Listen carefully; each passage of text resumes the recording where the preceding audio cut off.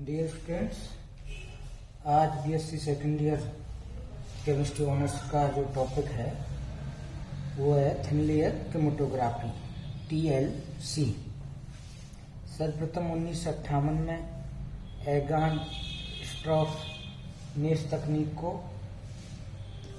Discover किया था। ये विधि प्रमुख रूप से पेपर क्रोमेटोग्राफी की भांति आयनों की गति में अंतर के कारण संपन्न होती है, अर्थात ये विधि भी आयनों के विभेदी अभिगमन पर आधारित है।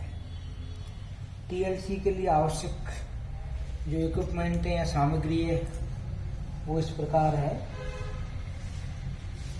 एब्जॉर्बेंट, ग्लास प्लेट, खरल, मोर्टार, लेयर बनाने की स्प्रे, ओवन, जार और डेसिकेटर।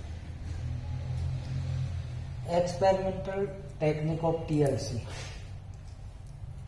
सबसे पहला तो क्या है इसमें एक्सपेरिमेंटल टेक्निक में कि आप फर्स्ट ऑफ क्या करो, ग्लास प्लेट तैयार करना। पहला काम है ग्लास प्लेट तैयार करना। सर्वप्रथम 10 से 20 सेंटीमीटर लंबी तथा 5 से 10 सेंटीमीटर चौड़ी ग्लास प्लेट को तैयार कर उसे पहले सोडियम हाइड्रोक्साइड सॉल्यूशन और बाद में वाटर से भलीभांति धो लेते हैं। अब इस सूक्ष्म रूप से चुने अधिशोषक की जल या कार्बनिक विलायक में अपन क्या करेंगे, उसको कंसंट्रेट करेंगे और इसको क्या बनाएंगे, लेयर बनाएंगे। तो साधारणतः अधिशोषक के रूप में सिलिका जेल काम में लेते हैं जो थिक लेयर होती है। इस स्लरी को ग्लास प्लेट पर स्प्रे कर एक समान पतली परत यानी 1 mm की मोटी परत बना लेते हैं ग्लास प्लेट पर।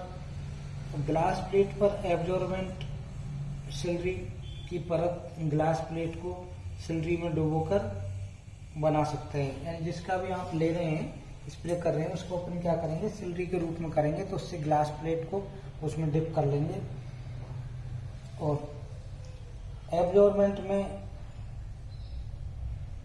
ये जो आपके इसको कोटेड करोगे इस ग्लास प्लेट को, ओवन में 80 से 90 डिग्री पर करीब 30 मिनट तक सुखा लेते हैं। और या फिर आप क्या करोगे, पूरी रात ग्लास प्लेट को हवा में रखकर सुखा सकते हैं। यानी या तो आप उसको ओवन में रखो और ओवन में आपके पास व्यवस्था नहीं है तो अपन क्या कर सकते हैं, रात भर उसको ड्राई कर सकते हैं, हवा में सुखा सकते हैं। और बाकी ये मार्केट में अवेलेबल हो जाती है आपको सीधी बनी हुई लेयर। प्लास्टिक शीट जो आप काम लेंगे उसको क्या करेंगे, इस तरह से मोड़ लेते हैं कि ये पूरी उस पर जो आपने ये अभी ग्लास प्लेट ली थी उसको क्या करें, एडजस्ट कर लें। और ग्लास प्लेट को जब एडजस्ट कर लेंगे तो उसको अपन क्या करेंगे, सुखाने के बाद डेसिकेटर प्लेट के रूप में यानी क्रोमेटो प्लेट के जब ये पूरी तैयार हो जाएगी तो किस तरह का काम करेगी, क्रोमेटो प्लेट की तरह कार्य करेगी। जो कि दूसरा जो इसका आवश्यक वो है क्रोमोप्लेट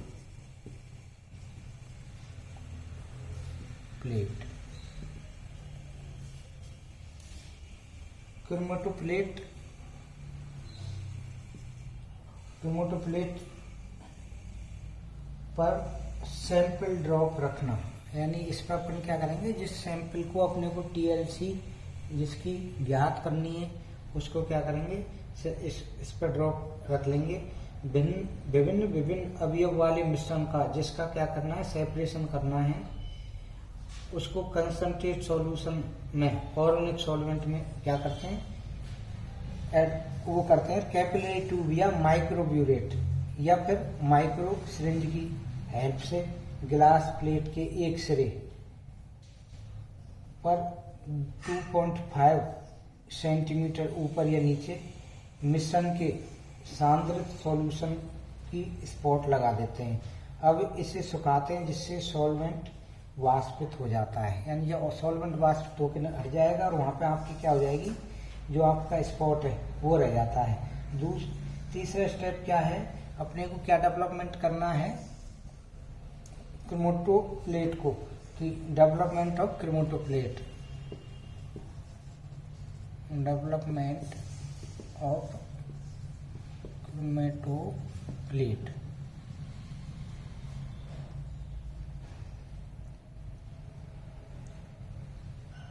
इस क्रोमेटोप्लेट को एसेंडिंग या डिसेंडिंग मेथड, यानी दोनों मेथड अपन पहले भी इनको पढ़ा है, समझा है कि असेंडिंग या दोनों मेथडों से कर सकते हैं, से डेवलपर, उपयुक्त डेवलपर द्वारा डेवलप करते हैं।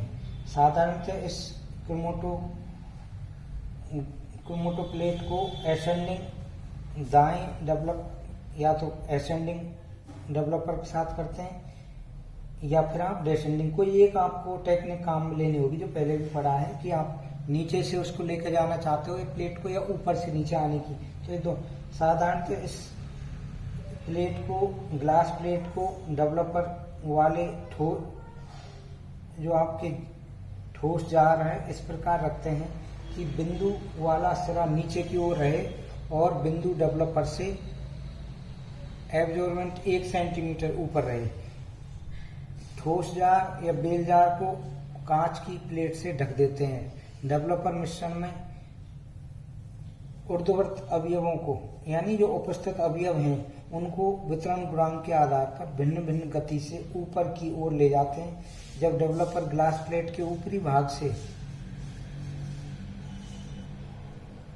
एब्जॉर्बेंट 1 सेंटीमीटर तक पहुंच जाता है तो ग्लास प्लेट को बेल जार से बाहर निकालकर सुखा लेते हैं। विभिन्न स्पॉट ग्लास प्लेट पर दिखाई देते हैं। यदि स्पॉट रंगहीन है, कलरलेस है, तो आयोडीन या विजुलाइजिंग रेजेंट का स्प्रे करेंगे जिससे वो आपको क्या है, दिखाई दे जाएगा कि भाई कहाँ तक इसकी मूवमेंट हुई है। और फोर्थ जो स्टेप है इसकी RF वैल्यू निकालते हैं, जो आपने पहले भी की है, calculate of the RF value. किसी एक डेवलपर में एक अवयव एक निश्चित दूरी तय करता है। ये दूरी डेवलपर द्वारा चली दूरी के समानुपाती होती है। इस प्रकार मिश्रण में प्रत्येक अवयव के लिए एक कांस्टेंट वो आती है जिसको RF वैल्यू कहते हैं। ये मान उस क्रोमोप्लेट का एक विशेष डेवलपर के लिए एक अभिलाक्षणिक गुण है, मतलब वो आपको कैरेक्टरिस्टिक इसकी प्रॉपर्टीज हो जाएगी कहाँ पर जाके इसका डेवलपर ने किया, तो यानी कितनी उसने डिस्टेंस तय की है। किसी अवयव का RF का मान किसी मूल बिंदु से अवयव द्वारा तय की गई दूरी तथा डेवलपर द्वारा तय की दूरी के अनुपात के बराबर होता है। आप यानी RF वैल्यू जब भी निकालते हो, पहले भी आपने प्रत्येक में ये टेक्निक काम आ रही है, तो विलय द्वारा, यानी विलय द्वारा तय की गई दूरी अपॉन विलायक द्वारा तय की गई दूरी। माना पतली परत प्लेट पर अवयव A और B और विलायक द्वारा तय की गई दूरी x, y या z है, तो RF वैल्यू A की निकालेंगे तो क्या आ जाएगी, x अपॉन z, और B पे निकालोगे तो y अपॉन z। जो भी पिछली क्लासेस में अपने इसको काफी ज्यादा डिस्कस किया है, इसलिए बड़े आसानी से इसको समझ सकते हैं। इस अवयव के RF के मान की तुलना मानक RF से कर अवयव को पहचाना जा सकता है।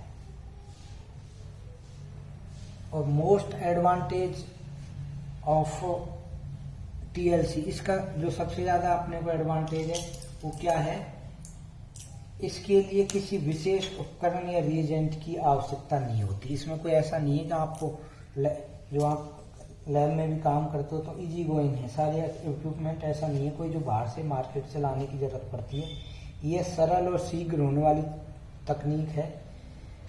तीसरा, पदार्थ की बहुत कम मात्रा की आवश्यकता होती है इस टेक्निक में, और ग्लास प्लेट पर अवयव की विभेद क्षमता अधिक होती है। आपकी जो इसकी डिफरेंशिएटिंग कैपेसिटी वो बहुत ज़्यादा होती है, इसलिए बड़े आसानी से इसका ज्ञात निकाल सकते हैं। एप्लीकेशन ऑफ टीएलसी, इसकी क्या एप्लीकेशन है?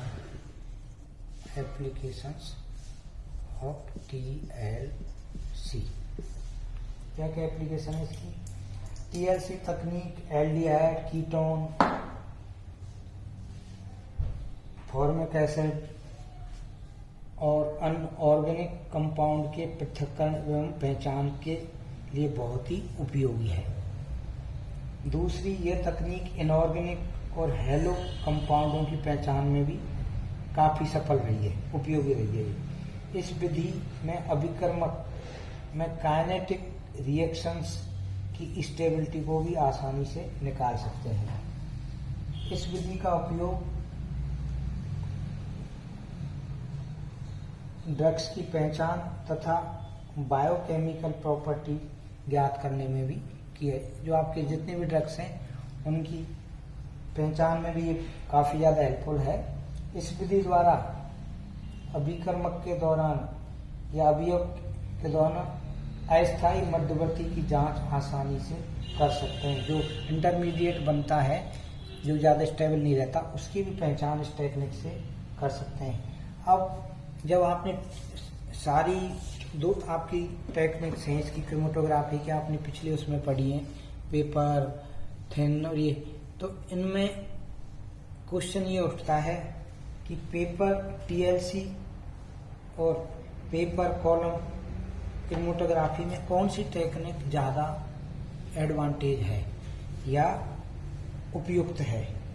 जो तीनों हैं, पेपर है, कॉलम है और ये थिन लेयर क्रोमेटोग्राफी, इसमें तो इसमें अपन क्या जवाब देंगे कि टीएलसी में काम आने वाली तकनीक भी पेपर और कॉलम क्रोमेटोग्राफी के समान है। टेक्निक तो लगभग एक दूसरे से कोरिलेट हैं, एक जैसी लगती हैं, फिर भी निम्न वजह से टीएलसी पेपर तथा कॉलम क्रोमेटोग्राफी से श्रेष्ठ है, यानी उनसे ज़्यादा बेनिफिशियल इसको आप काम में मान सकते हैं।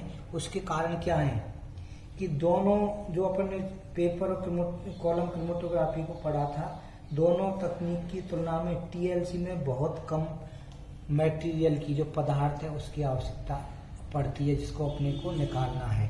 तो यानी बहुत कम क्वांटिटी में उसकी आवश्यकता पड़ती है, एक तो ये कारण है उसका श्रेष्ठ। दूसरा, टीएलसी में समय भी बहुत कम लगता है, बहुत कम टाइम में आप इसको निकाल सकते हो, ज्ञात कर सकते हो। इसको कम लगता है और डेवलपमेंट में 10 से 15 मिनट ही लगते हैं इसको, मतलब उनमें ज़्यादा टाइम लगता है। पेपर और कॉलम क्रोमेटोग्राफी की तुलना में इसमें अवयवों का पृथक्करण स्पष्ट रूप से ज्ञात होता है। दोनों तक और जो आपकी दोनों तकनीक है तुलना में, इस तकनीक में स्ट्रॉन्ग अम्ल को भी क्रोमेटो प्लेट पर छिड़का जा सकता है, यानी जबकि वहाँ पे आप स्ट्रॉन्ग एसिड्स को जनरली काम में नहीं लेते थे। और टीएलसी प्लेट को ओवन में बिना किसी नुकसान के गर्म किया जा सकता है, जबकि वहाँ पर एक ओवन में कई बार उसका स्पॉट जो था उसका नुकसान होने का डर रहता था टेम्परेचर की वजह से, जो कि यहाँ पर वो प्रॉब्लम नहीं है। टीएलसी में अधिशोषक की पतली परत की क्षमता पेपर क्रोमेटोग्राफी के पेपर से अधिक होती है। और नेक्स्ट में और भी इसके क्या है, टीएलसी में ग्लास प्लेट की फिजिकल स्ट्रेंथ अधिक होने के कारण इसमें असेंडिंग एवं डिसेंडिंग दोनों टेक्निक से ज्ञात कर सकते हैं, जबकि पेपर क्रोमेटोग्राफी में फिजिकल स्ट्रेंथ क्या होती है, कम होती है, इसलिए उसकी यूटिलिटी इससे थोड़ी कम है। टीएलसी में ग्लास प्लेट को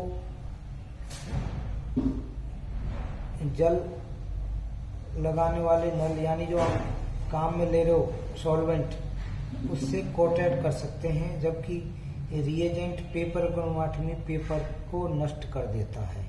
यहाँ पे आप जो काम लोगे ग्लास प्लेट पे, जो भी आप कोरोसिव काम में लेते हैं रिएजेंट, वो क्या है, नष्ट करने का खतरा थोड़ा कम होता है, इसलिए ये उससे क्या है, ज़्यादा बेनिफिशियल है। इसमें अब एक लास्ट टॉपिक बचा है, इलेक्ट्रोक्रोमेटोग्राफी या इलेक्ट्रोफोरेसिस। इसको अपन नेक्स्ट क्लास में डिस्कस करेंगे।